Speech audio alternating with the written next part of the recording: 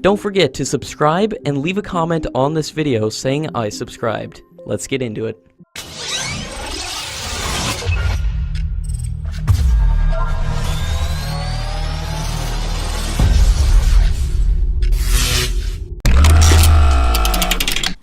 The proposal for India and Russia to jointly develop the FGFA fifth-generation fighter jet has now been formally cancelled.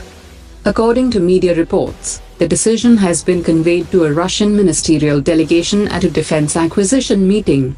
Russia has been asked to develop their fifth-generation aircraft, and India might possibly join the project later, or buy the fully developed aircraft, after the aircraft has entered service with the Russian Air Force.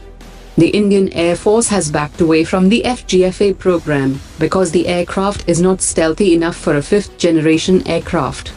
The experts who support Su-57 aircraft have pointed out that the F-22 Raptor was built with an extraordinary degree of stealth, but it resulted in high maintenance and life cycle costs. Then, while building their next fifth-generation aircraft, the US designers mainly focused on better sensors, highly networked avionics, and superior long-range systems. The closure of the FGFA program will result in the loss of $295 million that India had invested into its preliminary design phase between 2010 and 2013. Top officials of Indian Defence Ministry, along with representatives of the Ordnance Factory Board, are visiting Moscow on April 24. They will be assessing the Kalashnikov facility, so that the government-to-government agreement on the licensed production of the AK-103 can be fast-tracked. The deal was discussed in detail during the Moscow visit of Indian Defence Minister earlier this month. The proposal for the licensed production of AK-103 by the Indian industry enjoys the approval of the Indian Army, which has been facing a long-standing shortage of more than 768,000 rifles. These rifles will be manufactured in India through both Ordnance Factory Board and private industry at an estimated cost of $1.9 billion.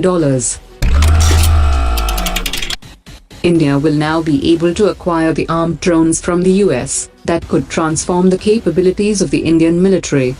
This development comes after the Trump administration came up with a new policy on the export of unmanned aerial vehicles.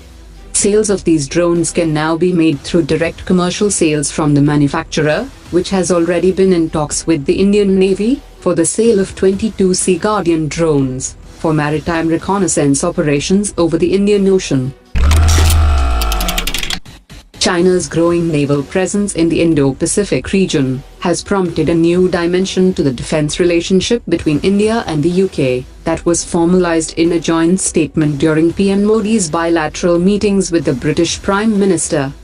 Discussions have also been held so that the Royal Navy can work more closely with the Indian Navy to ensure the safety and prosperity of the Indian Ocean region.